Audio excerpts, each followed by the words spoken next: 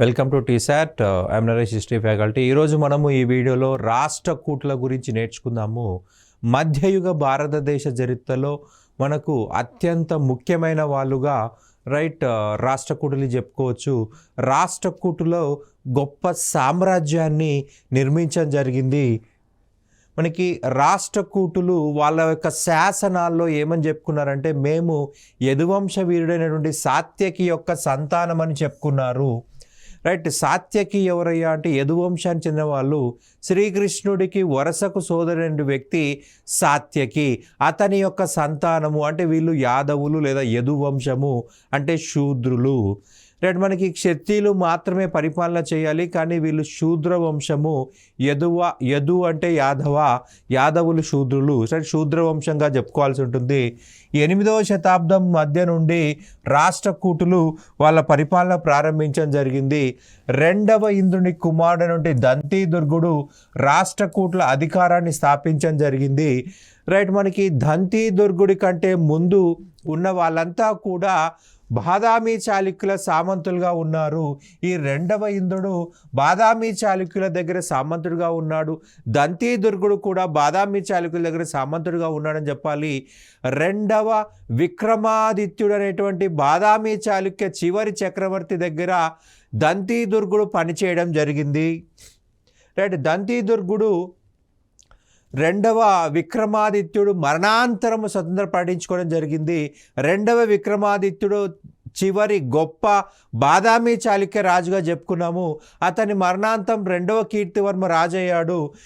ఈ 2వ కీర్తివర్మ కాలంలోనే దంతిదుర్గుడు ఎల్లోరా కేంద్రంగా, ఎల్లోరా రాజధానిగా రాష్ట్రకూట వంశాన్ని ప్రారంభించుకోవడం జరిగింది.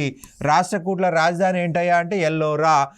దంతిదుర్గుడు 2వ కీర్తివర్మ కాలంలో స్వతంత్ర రాజ్య స్థాపన చేసుకున్నాడు. ఇతని రాజధాని ఎల్లోరా.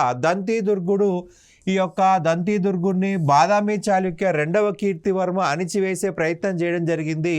అయితే ఈ ప్రయత్నంలో ఈ 2వ కీర్తివర్మకి మనకి మొదటి విజయాదిత్యుడైనటువంటి తూర్పు చాళుక్య రాజు సహాయం చేయడం జరిగింది. ఆ తూర్పు చాళుక్య రాజుని ఓడించి 2వ కీర్తివర్మని ఓడించి నాసిక్, పూనా, సతారా, కొల్హాపూర్ ప్రాంతాలను ఆక్రమించుకున్నాడు దంతిదుర్గుడు. చాళుక్యులపై దంతిదుర్గుని విజయాల గురించి దశావతార గుహాశాసనం తెలియజేస్తుంది. ఎల్లోరాలో దశావతారాల గుహాలయం అనేది దంతిదుర్గుడు నిర్మించాడు. ఇక్కడ మనకి ఎల్లోరా అనే పదం వచ్చిందండి. దీనిపైన మనము గుర్తుపెట్టుకోవాల్సి ఉంటుంది. ఎల్లోరా చూసినట్లయితే మనకు దాదాపుగా 34 గుహలు కనిపిస్తాయండి. ఎల్లోరాలో 34 గుహలు ఉన్నాయి. అందులో 17 హిందూ మతం యొక్క గుహలు, 17 హిందూ మతం గుహలు, 12 బౌద్ధ మత గుహలు కనిపిస్తాయి. అండ్ మిగిలినటువంటి 5 జైన మత గుహలుగా చెప్పాల్సి ఉంటుంది. ఎల్లోరా అనగానే మనకి ఏం కనిపిస్తాయి? ఎల్లోరా గుహలు శిల్పాలలో ఉన్నాయి. 18 హిందూ మతానివి, 12 బౌద్ధ మతానివి, 5 జైన మత గుహలు ఉన్నాయి.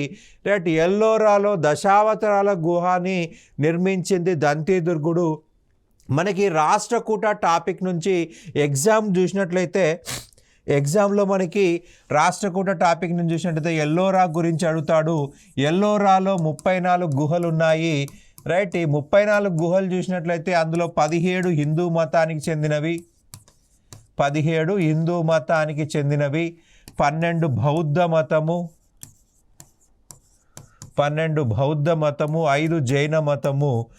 మనకి ఎగ్జామ్ పాయింట్ ఆఫ్ వ్యూలో చూసినట్లయితే ఎగ్జామ్లో బేసిక్గా అడిగేటువంటి మనకు గుహల గురించి, గుహల నెంబర్ల గురించి అడుగుతారండి. సో మనకి ఇక్కడ చూసినట్లయితే దశావతార గుహ నెంబర్ ఎంత అంటాడు. గుహ నెంబర్ వచ్చేసి 15. దీని నెంబర్ వచ్చేసి 15వ గుహ.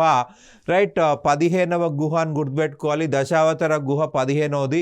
విష్ణువు యొక్క 10 అవతారాలను శిల్పాల రూపంలో ఈ యొక్క దశావతార గుహలో చెక్కడం జరిగింది. అలాగే మనకి 14వ నెంబర్ గుహ చూసినట్లయితే రావణ్ కా ఖై అని చెప్పేసి అంటాము. రావణ్ కా ఖై గుహ 14వ గుహ ఇది. రావణాసురుడు కైలాసాన్ని తన 2 చేతులతో ఎత్తడం గురించి మనకు ఇక్కడ శిల్పాలు ఉన్నాయి. 14వ గుహను గుర్తుపెట్టుకోవాలి. దంతిదుర్గుడికి సంబంధించిన గుహలు అంటే 15వ గుహ వచ్చేసి దశావతార గుహ, 14వ గుహ వచ్చేసి రావణ్ కాక. ఈ 2 కూడా దంతిదుర్గుడే స్వయంగా నిర్మించాడు. మనకి ఈ యొక్క కట్టడాల పైన అడిగినప్పుడు ఈ 2 అడిగే అవకాశం ఉంటుంది. మనకి దంతిదుర్గుడి అనంతరము అతని పినతండ్రి కొంకణ్ ప్రాంతాన్ని మాత్రమే పరిమితం చేశాడు. అతని పినతండ్రి వచ్చేసి మొదటి కృష్ణుడు అండి. దంతిదుర్గుడికి పుత్ర సంతానం లేదు. పుత్ర సంతానం లేని కారణంగా అతని పినతండ్రి అయినటువంటి మొదటి కృష్ణుడు మనకి ఈ యొక్క ప్రాంతాన్ని పరిపాలించాడు. అండ్ మొదటి కృష్ణుడి దగ్గర నుంచి మనకి ఇంపార్టెంట్ వచ్చేసి 16వ గుహ గుర్తుపెట్టుకోవాల్సి ఉంటుంది. ప్రపంచ ప్రసిద్ధి చెందినటువంటి కైలాసనాథ గుహాలయాన్ని ఎల్లోరాలో నిర్మించడం జరిగింది. కైలాసనాథ గుహాలయాన్ని మనకి నిర్మించడం జరిగింది. యునెస్కో ఈ యొక్క 16వ గుహ నుండి కైలాసనాథ గుహని ప్రపంచ వారసత్వ సంపదగా ప్రకటించడం జరిగింది. నెంబర్ ఎంత అండి? 16వ గుహ. దంతిదుర్గుడి దగ్గర 2 గుహలు చెప్పుకున్నాం, 14వ గుహ, 15వ గుహ. ఈయన 16వ గుహ కైలాసనాథ గుహాలయము. మనకి పల్లవులు చెప్పేటప్పుడు చెప్పుకున్నామండి. పల్లవుల కాలంలో కంచిలో కైలాసనాథ కట్టడాలయం ఉంది అని చెప్పుకున్నాము. కంచిలో ఉన్నది కైలాసనాథ కట్టడాలయము, ఎల్లోరాలో ఉన్నది కైలాసనాథ గుహాలయం అని చెప్పాల్సి ఉంటుంది. ఇది గుహాలయము. మనము తేడా కూడా చెప్పుకున్నాం ఆల్రెడీ. ఒక కొండని పైభాగం మాత్రమే కట్ చేసి కడితే దాన్ని గుహ అంటాము, బేస్ అలాగే ఉంటుంది. కట్టడాలయం ఏంటంటే కొండలు కట్ చేసి ఆ రాళ్లను తీసుకెళ్ళి వేరే దగ్గర అనుకున్న ప్లేస్లో అనుకున్న విధంగా మార్చితే దానికి కట్టడాలయం అంటాము. రాయి బై ఒక రాయి పైన ఒక రాయి, ఇంకో రాయిపై ఒక రాయి అట్లా పెడితే దానికి కట్టడాలయం అంటాము. ఇదేమో గుహాలయము, కొండలాగే ఉంటుంది. కొండని రూములుగా కట్ చేస్తారు, బేస్ అలాగే ఉంటుంది కాబట్టి గుహాలయం అంటాము.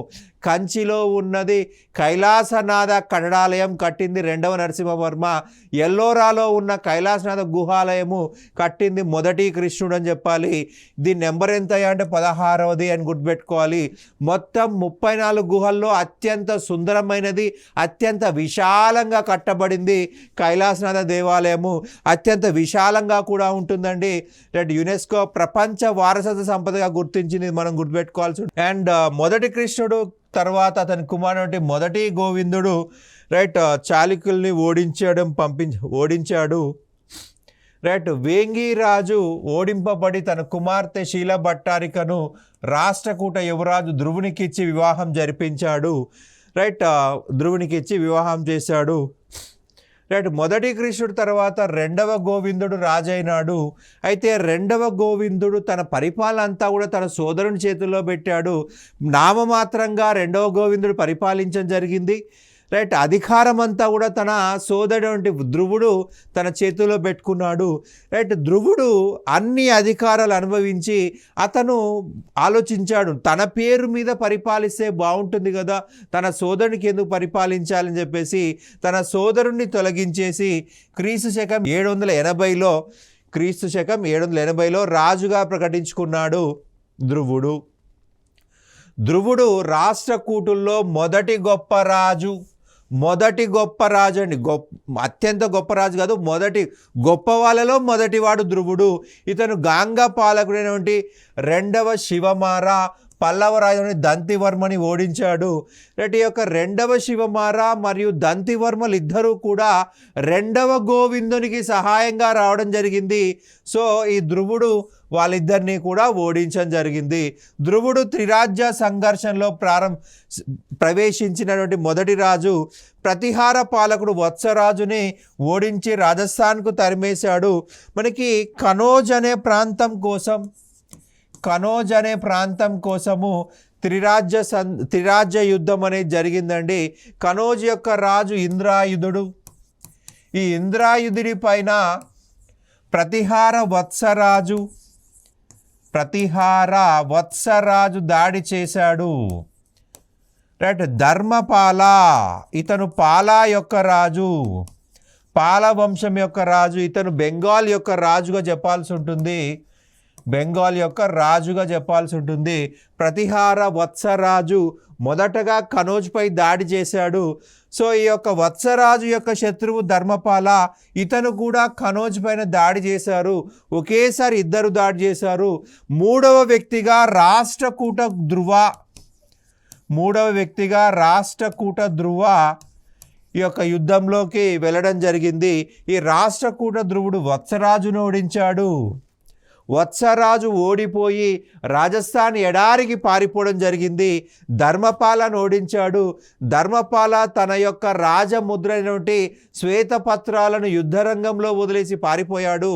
ఇక చివరిగా ఇంద్రాయుధ కూడా ఓడిపోయి సామంతుడైపోయాడు. దీన్నే మనము త్రైపాక్షిక యుద్ధం అని చెప్పేసి అంటాము. త్రైపాక్షిక యుద్ధము. ఈ త్రైపాక్షిక యుద్ధంలో విజేత రాష్ట్రకూట ధ్రువుడు. త్రైపాక్షిక యుద్ధం ప్రారంభించింది ప్రతిహార వత్సరాజు, రైట్. విజేత మాత్రం ధ్రువుడు అని చెప్పాల్సి ఉంటుంది, రైట్. కనోజ్ పాలకుడైన ఇంద్రాయుధుడు బెంగాల్ పాలిసినటువంటి మహిపాలుని ఓడించాడు. ధ్రువుడు ప్రతిహార రాజచిహ్నమైనటువంటి గంగా యమున తోరణంను, పాలరాజచిహ్నమైనటువంటి శ్వేతపత్రంను, రైట్, తన విజయాల గుర్తుగా తీసుకున్నాడు, రైట్. ఇతను బిరుదులు చూసినట్లయితే నిరుపమ కలివల్లభ, శ్రీవల్లభ, ధారావర్ష అనేటువంటి ముఖ్యమైన బిరుదులు, రైట్. రతన్పూర్, సంజన్పూర్ శాసనాలు ఈ యొక్క ధ్రువుడి యొక్క విజయాల గురించి సమాచారం ఇస్తున్నాయి. ధ్రువుడి తర్వాత మూడో గోవిందుడు రాజైనాడండి, రైట్. ఇతని యొక్క బిరుదు జంగ్తుంగ్, రైట్. మూడో గోవిందుడు కనోజ్ పాలకుడైన చక్రాయుధుడిని, బెంగాల్ పాలకుడైన ధర్మపాలుని ఓడించాడు. అలాగే ప్రతిహార పాలకుడి నాగభటను కూడా ఓడించడం జరిగింది. నాగభటను కూడా ఓడించాడు. మూడవ గోవిందుడు తన ఆధిపత్యం అంగీకరించని వేంగిరాజు రెండవ విజయాదిత్యుని పైన అతని స్థానంలో భీమసలుకుని, రైట్, వేంగిరాజుగా నియమించడం జరిగింది, రైట్. కేరళ, చోళ, పాండ్య, గాంగ సమాఖ్యను 802లో ఓడించాడు మూడవ గోవిందుడు. కేరళ, చోళ, పాండ్య, గాంగ సమాఖ్యను 802లో ఓడించడం జరిగింది. కంచి పాలకుడు దంతివర్మను, చాళుక్య విజయాదిత్యుని కూడా మూడవ గోవిందుడు ఓడించడం జరిగింది. మూడవ గోవిందుడు తన ఆధిపత్యం అంగీకరించని, రైట్, రెండవ విజయాదిత్యుని స్థానంలో భీమసల్కుని రాజుగా నియమించాడు.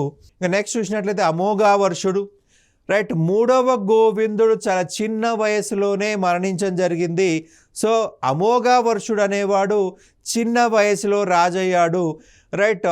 టోటల్ రాష్ట్రకూట వంశంలో అతి గొప్ప రాజు అంటే అమోఘవర్షుడు అని చెప్పాల్సి ఉంటుంది, రైట్. మూడవ గోవిందుడి అనంతరం అతని కుమారుడు అమోఘవర్షుడు రాజయ్యాడు. ఇతడు చిన్నవాడు కావడం చేత, రైట్, గుజరాత్ గవర్నర్ కర్ణ సంరక్షకుడిగా ఉన్నాడు, రైట్. ఇతనికి 18 సంవత్సరాలు కూడా నిండలేదండి, మైనర్. సో మైనర్ కాబట్టి తన పినతండ్రి కర్ణుడు, ఈ మూడవ గోవిందుడి యొక్క సోదరుడు కర్ణుడు సహాయంగా ఉన్నాడు, సంరక్షకుడిగా ఉన్నాడు. గుజరాత్ యొక్క గవర్నరే కర్ణ అన్నమాట. ఈ కర్ణ సపోర్ట్ చేశాడు. అమోఘవర్షకి సర్వ అనేటువంటి మరి ఒక పేరు కలదు, రైట్. అమోఘవర్షుడి పరిపాలన కాలం ఏంది అంటే 814 నుంచి 878 వరకు అని చెప్పాల్సి ఉంటుంది, రైట్. ఇతను వేంగి చాళుక్య విజయాదిత్యుని ఓడించాడు. అతని సేనాని అయినటువంటి పాండురంగడు మరలా వేంగిని జయించి అమోఘవర్షుడిని ఓడించాడు, రైట్. అమోఘవర్షుడు తన సోదరి అయిన యువరాజు అయినటువంటి విష్ణువర్ధనకిచ్చి వివాహం చేశాడు. యువరాజు అంటే 4వ విష్ణువర్ధనకిచ్చి వివాహం చేశాడు. క్రీస్తు శకం 860లో మాన్యాకేటం అనే నూతన నగరాన్ని నిర్మించి రాజధానిగా చేసుకున్నాడు. మనం ఏం చెప్పుకున్నామండి, ఎల్లోరా అనేది రాష్ట్రకూటుల యొక్క రాజధాని అని చెప్పుకున్నాం. దంతి దుర్గుడి దగ్గర నుంచి అమోఘవర్ష వరకు ఎల్లోరా రాజధాని.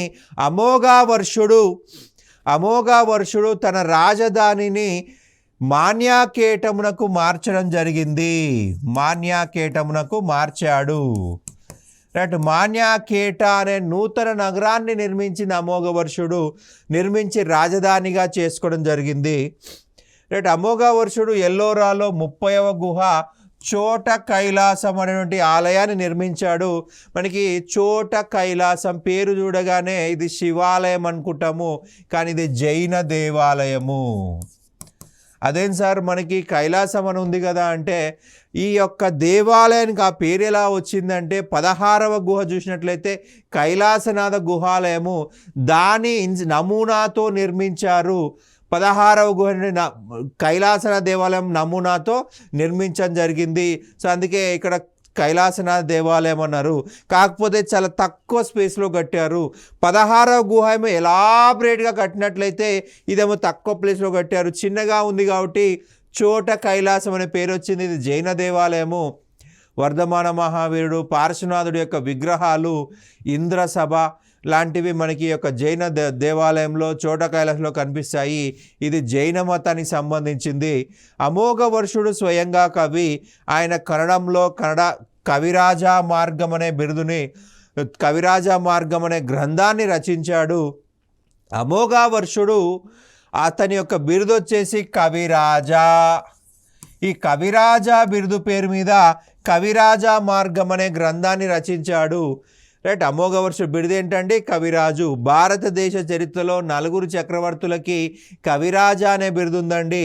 రైట్. అందులో అతి ముఖ్యమైన వాడు అమోఘ వర్షుడు. రైట్. ఈ అమోఘ వర్షుడు కవిరాజా మార్గం అనే గ్రంథాన్ని రచించాడు. మనకి 4 చక్రవర్తులకి కవిరాజా బిరుదు ఉందని చెప్పుకున్నాము. రైట్. ఫస్ట్ వన్ చూసినట్లయితే హాలుడు, శాతవాహన వంశము. హాలుడు శాతవాహన వంశము,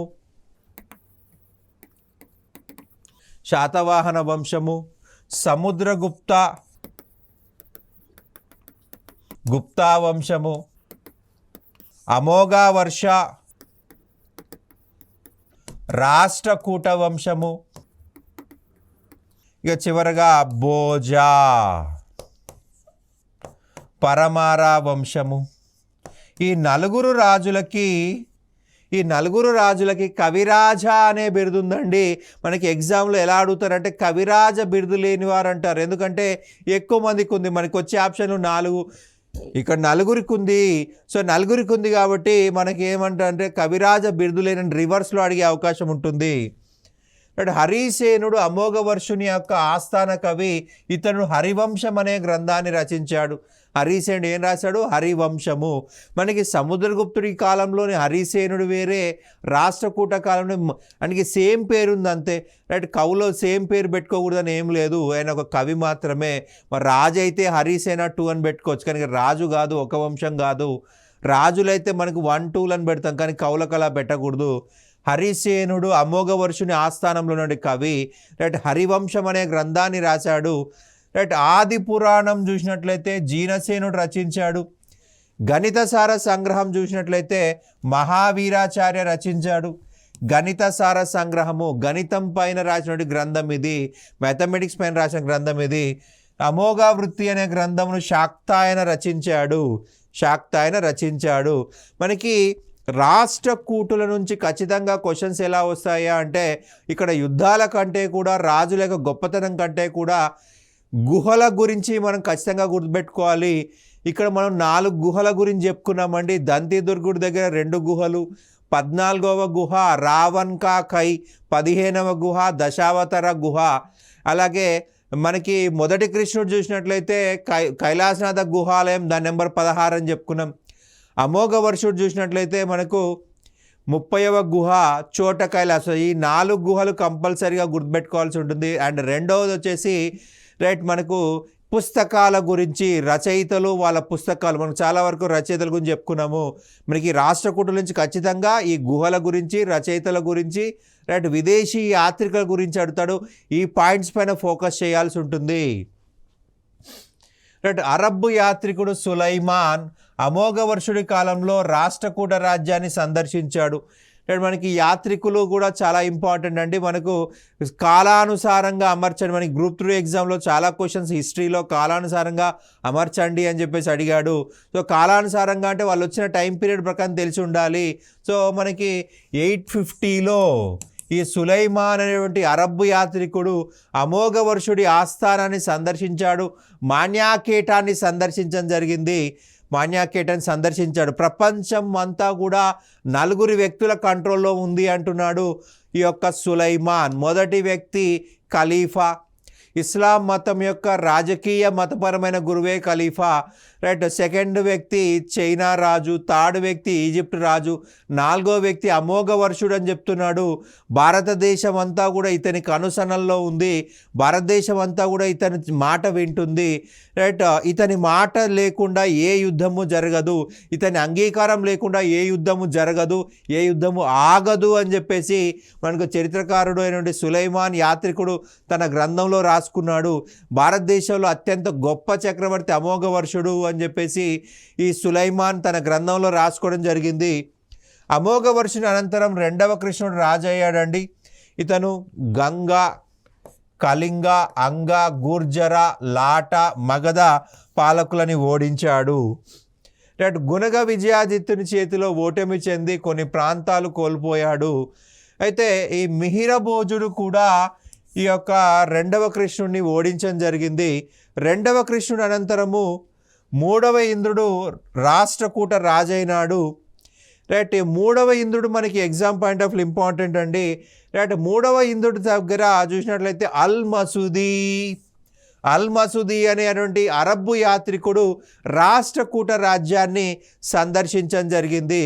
మనం ఇక్కడ 2 యాత్రికుల గురించి చెప్పుకున్నామండి, అల్ మసూది అలాగే సులైమాన్. అమోఘ వర్షాకాలంలో వచ్చిన వ్యక్తి సులైమాన్, అల్ మసూది వచ్చేసి 3వ ఇంద్రుని కాలంలో వచ్చాడు. మనకి వీళ్ళిద్దరూ కూడా చాలా చాలా ఇంపార్టెంట్. యాత్రికులు కాలానుసారంగా అమర్చండి అన్నప్పుడు ఎగ్జామ్లో మనం ఇబ్బంది పడతాము, అది గుర్తుపెట్టుకోవాల్సిందే. మనకు మొదట అమోఘ వర్షుడు, తర్వాత 3వ కృష్ణుడు, 3వ ఇంద్రుడు అని గుర్తుపెట్టుకోవాలి.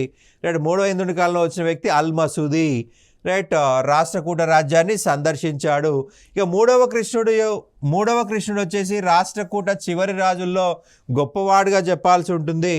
రైట్. 3వ కృష్ణుడు రాష్ట్రకూట చివరి గొప్ప చక్రవర్తి. రైట్. 3వ కృష్ణుడు గాంగ వంశం యొక్క సాకీమరను ఓడించాడు. గాంగ వంశము మనకు మైసూర్, బళ్ళారి పరిసర ప్రాంతాన్ని పరిపాలించే వంశము గాంగ వంశము. మైసూర్, బళ్ళారి పరిసర ప్రాంతాలు. రైట్. సాకీమరను ఓడించాడు. కంచి, తంజావూర్లను కూడా ఆక్రమించాడు. మనకి ప్రధానంగా చూసినట్లయితే 949 ఏడీలో తక్కోలం యుద్ధంలో 949 ఏడీలో తక్కోలం యుద్ధంలో మొదటి పరాంతక చోళాని ఓడించాడు. మొదటి పరాంతక చోళాని ఓడించడం జరిగింది. 949 ఏడీలో తక్కోలం యుద్ధంలో మొదటి పరాంతక చోళను ఓడించాడు. పూర్తి తమిళనాడుని తన అధీనంలో తీసుకున్నాడు. చోళుల యొక్క గొప్పతనానికి బ్రేక్ వేసిన వ్యక్తి 3వ కృష్ణుడు. రైట్. ఈ యొక్క మొదటి పరాంతక చోళ మరణాంతరము చోళులు తంజావూరుకు మాత్రమే పరిమితం అయిపోయారు. పూర్తి తమిళనాడు ప్రాంతం అంతా కూడా రాష్ట్రకూట అధీనంలోకి వచ్చింది. దానికి ముఖ్య కారకుడు 3వ కృష్ణుడు అని చెప్పాల్సి ఉంటుంది. రైట్. ఆ యుద్ధం గుర్తుపెట్టుకోవాలి. ఏ యుద్ధం అండి? తక్కోలం యుద్ధము. అత్తకూరు శాసనము చోళులపై ఈయన విజయాల గురించి, కర్హద్ శాసనము పాండ్య, కేరళ, లంక పాలకులపై ఈయన విజయాల గురించి తెలుస్తూ ఉంది. రైట్. పాండ్య, కేరళ రాజులపై గెలిచినందుకు గాను రామేశ్వరం వద్ద విజయస్తంభాన్ని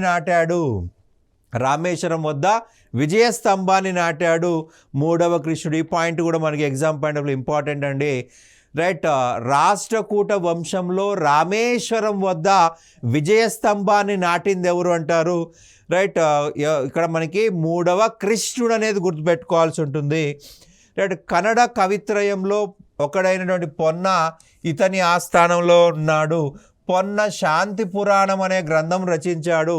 ఇక్కడ శాంతి పురాణం వచ్చేసి జైన తీర్థంకరుడైనటువంటి శాంతినాథుడి పేరు మీద, శాంతినాథ పేరు మీద జైన తీర్థంకరుడైన ఇతని పేరు మీద శాంతి పురాణం అనే గ్రంథాన్ని రచించాడు. 3వ కృష్ణుని ఆస్థాన కవి హాలాయుధుడు కవి రహస్యం అనే గ్రంథాన్ని రచించాడు. రైట్. ఈ ఇద్దరు కవులను మనం గుర్తుపెట్టుకోవాల్సి ఉంటుంది. పొన్న శాంతి పురాణము. కన్నడలో కవిత్రయం చూసినట్లయితే పంప, పొన్న, రన్న. పంప, పొన్న, రన్న ఈ ముగ్గురిని కలిపి కవిత్రయం అన్నాము. పంప ఆది పురాణము, విక్రమార్జున విజయం రాశాడు. రైట్. పొన్న శాంతి పురాణం రాశాడు. రైట్. మూడవ కృష్ణుడు ఆస్థానంలో మరొక కవి హాలాయుధుడు కవిరహస్యం రాశాడు. మూడవ కృష్ణుడు అనంతరం కొట్టిగా పాలకుడైనాడు. కొట్టిగా పాలకుడు కావడం జరిగింది. పరమారసియుక కొట్టిగను ఓడించి మాన్యాకేటమును దోచుకున్నాడు. మాన్యాకేటమును తగలబెట్టేశాడు. పరమారసియుక ఈ యొక్క మాన్యాకేట నగరాన్ని తగలబెట్టేశాడు. సో అది అవమానము. సో అవమానం భరించలేక కొట్టిగా సల్లేఖనము చేసి మరణించాడు. సల్లేఖనము చేసి మరణించడం జరిగింది. రైట్. సల్లేఖనము మనం జైన మతంలో చెప్పుకున్నాం. జైనులే సల్లేఖనం చేసి చనిపోతారు. అంటే కొట్టిగా జైన మతస్థుడు. రైట్. సల్లేఖనం చేసి చనిపోయాడు. చనిపోయేంత వరకు కఠిన ఉపవాసం చేయడమే సల్లేఖనము. ఈయన జైన మతస్థుడు కాబట్టి సల్లేఖనం చేసి మరణించాడు. రైట్. రెండవ కర్ణ అనేవాడు రాష్ట్రకూట చివరి పాలకుడు. రైట్. ఇతన్ని కళ్యాణి చాళుక్య రెండవ తైలపుడు ఓడించి రాష్ట్రకూట సింహాసనాన్ని ఆక్రమించడంతో రాష్ట్రకూట్ల రాజ్యం పతనమైపోయింది. రైట్. రెండవ తైలపుడు చాళుక్య వంశానికి చెందిన వ్యక్తి. బాదామి చాళుక్య వంశమైనటువంటి భీముడి సంతతి అన్నమాట. రైట్. మనకి చాళుక్య వంశంలో చివరి చక్రవర్తి ఎవరు చెప్పుకున్నామండి? రెండవ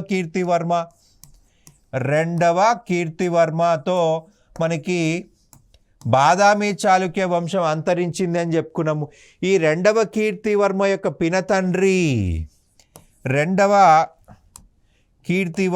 పినతండ్రి భీముడు.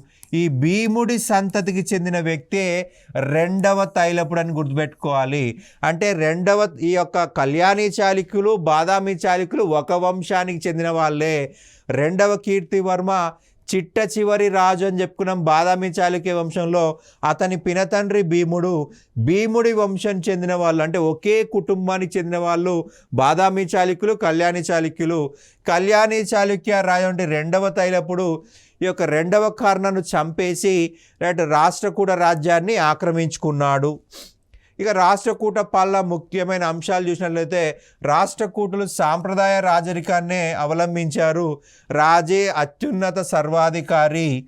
రైట్. రాష్ట్రకూటులు ఖచ్చితంగా సువర్ణ వర్ష, ధారావర్ష, అమోఘ వర్ష, నిత్యవర్ష ఇటువంటి బిరుదులని ధరించారన్నమాట. రాజు తర్వాత యువరాజు సింహాసనాన్ని అధిష్ఠించేవాడు. రాష్ట్రకూట్ల కాలంలో శైవ వైష్ణవ మతాలతో పాటు జైన మతం ఎక్కువగా అభిమానించారు. రైట్. విదేశీ వాణిజ్యం బాగా అభివృద్ధి చెందింది. గుజరాత్, పైఠాన్, తగరా వంటి మొదలగు ముఖ్యమైన వాణిజ్య కేంద్రాలు. కన్నడ సాహిత్యం కూడా రాష్ట్రకూట్ల కాలంలో చాలా గొప్పగా అభివృద్ధి చెందిందండి. అమోఘ వర్షుడు కన్నడ వ్యాకరణం పైన తొలి గ్రంథం రాశాడు. అంటే రాష్ట్రకూటులు కన్నడాన్ని బాగా అభివృద్ధి చేశారు. కన్నడలో కవిరాజా మార్గము అనే గ్రంథం రచించాడు. ఈ కవిరాజా మార్గం అనే గ్రంథము అమోఘ వర్షుడు కన్నడ వ్యాకరణం పైన రాశాడు. అలాగే జైన మతం పైన ప్రశ్నోత్తర రత్నమాలిక అనే గ్రంథాన్ని రాశాడు. ఇది జైన మతం పైన. సో మనకి జైనము ఉంది అంటానికి ఎగ్జాంపుల్ అమోఘ వర్షుడు స్వయంగా జైన మతస్థుడు ప్రశ్నోత్తర రత్నమాలిక అనే గ్రంథాన్ని రాశాడు. రైట్. మనకి కొట్టిగా సల్లేఖనం చేసి చనిపోయాడని చెప్పుకున్నా. అంటే జైన మతం కూడా ఉంది. రాష్ట్రకూట్ల కాలంలో స్థానిక మార్కెట్లను హిత్తికలని పిలిచారు. రైట్. హిత్తికల్ అని చెప్పేసి పిలవడం జరిగింది. దంతిదుర్గుడు ఇతను రైట్ శూద్రుడు అని చెప్పుకున్నాము. రైట్. ఉజ్జయిని నగరంలో హిరణ్య గర్భదాన అనేటువంటి యజ్ఞాన్ని నిర్వహించడం జరిగింది. రైట్. శూద్రులు మనకి శూద్రులు కానీ క్షత్రియులు కాని వారు క్షత్రియ హోదా పొందడం కోసం చేసే యజ్ఞమే హిరణ్య గర్భదాన. మనకి చరిత్రలో మనకు క్షత్రియులు మాత్రమే పరిపాలించాలని ఉంది. ఓకే, మనకి హిందూ మతం ప్రకారము క్షత్రియులు మాత్రమే పరిపాలించాలి, వీళ్ళు శూద్రులు కాబట్టి ఈ ఉజ్జయిని నగరంలో హిరణ్య గర్భదాన అనే యజ్ఞం చేసి క్షత్రియ హోదా పొందాడు దంతి దుర్గుడు. రైట్, మనకి కదంబ వంశానికి చెందినటువంటి మయూర శర్మ ఇతను కూడా హిరణ్య గర్భదాన అనే యజ్ఞాన్ని నిర్వహించాడు. మనకి మయూర శర్మ పేరు చూడండి, శర్మ అంటే బ్రాహ్మణుడు. అంటే క్షత్రియులు మాత్రమే పరిపాలించాలి కాబట్టి హిరణ్య గర్భదాన అనే యజ్ఞాన్ని చేసిన వ్యక్తి మయూర శర్మ అని చెప్పాల్సి ఉంటుంది. రైట్, ఇతనికి సంబంధించి మనకి ఇంకొక క్వశ్చన్ కూడా వచ్చే అవకాశం ఉంటుంది. అత్యధిక అశ్వమేధ యాగాలు చేసినటువంటి రాజు, అత్యధిక అశ్వమేధ యాగము చేసినటువంటి రాజు అంటే కదంబ మయూర శర్మ అని చెప్పాలి. కదంబులు మనకి ప్రధానంగా మనకు బనవాసి ప్రాంతాన్ని పరిపాలించారు.